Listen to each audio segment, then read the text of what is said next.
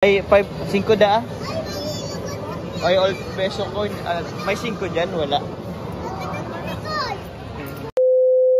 Hello mga kalingap, shout out sa lahat at magandang araw saan man dako kayo ng mundo naroon ngayon.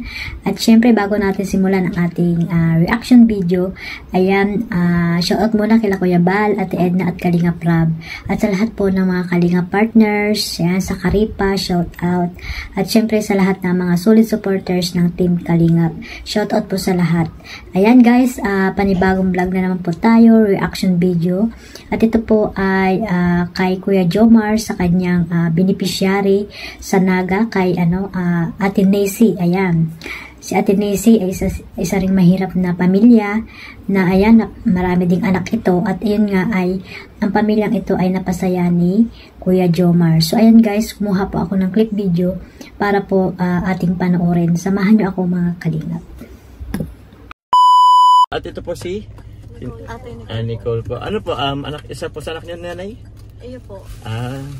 Parang first time ko makita si ano. Ano po, mahihain po kayo. Mahihain. At ito po si...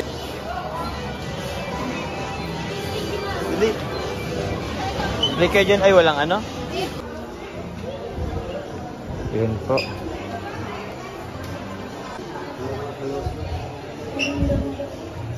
Mga ganyan na ang gusto nyo na yun?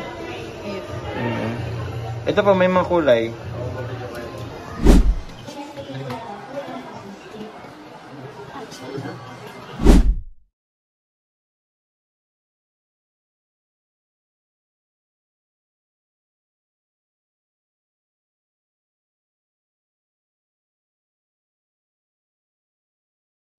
Yan na, okay na po yan sa inay? Patingin nga po. Malinaw na po ang paningin. Malinaw na? Eh, hindi pa po yan nay eh. Ano pa po yan sa anyo po? Iyo po. Sa ano ng mata nyo? Wow. Malabaw mata po. So ayan guys no, sa hindi pa po nakapanood at nakasubscribe sa YouTube channel ni Kalingap Jomar, ayan, paki-subscribe nyo po ang partner ni Carla. Ayan, sa hindi pa po nakapanood ng kanyang mga charity vlog, ayan, syempre supportahan din po natin ang charity works ni Kalingap Jomar. At hindi lang po ang sa love team no, mga Kalingap, para naman mas marami pa siyang natutulungan na nangangailangan dyan sa diet. Nandiyan kasi sa diet Bicol.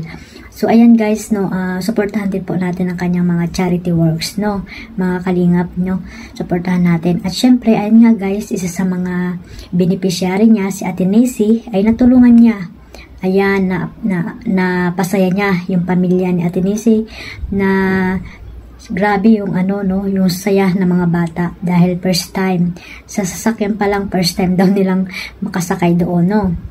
At sabi nga nila, ayun, sabi ni Kuya Jomar kung nahihilo daw kasi nga 'di ba, first time o 'di ba.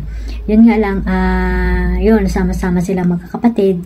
At syempre isa ito sa mga magandang ginawa ni Kuya Jomar do sa mag-iinang ito, kasi naiparanas niya kung ano ang buhay ng mga taong may kakayahang pumunta sa mall, maglaro doon sa mall, ayan, kumain, 'di ba? Kumain ng masarap na pagkain. Ayun, naiparanas ito ni Kuya Jomar sa pamilya ni Ate Nancy. Ayan, maraming salamat sa iyo Kuya Jomar sa mabuti mong puso no. Tuloy-tuloy lang ang pagtulong sa ating mga kababayan na naghihirap diyan sa diet. At syempre be humble lang at huwag kang magbabago no. Sa mga supporters ni Kuya Jomar, ayan, at sa mga sponsor niya, sana ay tuloy-tuloy lang yung suportan nyo para po tuloy-tuloy din po yung kanyang pag-charity. Ayan guys no, ayun nga, napasalamin ay glass sa mata yung si Ate Nancy. Ayan, mahal din magpaano yun, 'di ba mga Kalingap? Kaya napakaswerte nito ni Ate Nancy at nakita sila ni Kuya Jomar at ayun nga ay natulungan ang pamilya nila kahit papaano no. At ayun nga yung anak ni Ate Nancy na napakasipag din yung bata Ano pangalan, nakalimutan ko na. Nagtitinda ng banana Q at kung ano-ano pa. Yan, tumutulong siya talaga sa kanyang magulang. At sana ay matulungan din ito sa kanyang pag-aaral, sa kanilang pag-aaral ng mga anak ni Ate Nancy, no, mga kalingap. At ayan guys, yan lang, ano lang ako dyan. Masaya lang ang aking puso kasi isa sa pamilya ni Ate Nancy na talaga namang masasabi nating hikahos sa buhay kasi nga, yung pagsakay pa lang sa sasakyan, 'di ba? First time nila sumakay sa ganung sasakyan. First time nilang pumunta ng mall. Ayan, syempre kasi nga hindi naman sila nakakaalis kasi nga wala sila kakayahang pumunta ng mall para doon sila maglaro, kumain ng mga masasarap. At ayan nga, nakita ni Kuya Jomar at talaga namang magpasalamat tayo kay Kuya Jomar kasi isa siya sa mga may pusong kalingap. Ayan, maraming salamat Kuya Jomar sa iyong pagtulong sa ating mga kababayang naghihirap diyan sa daet, no?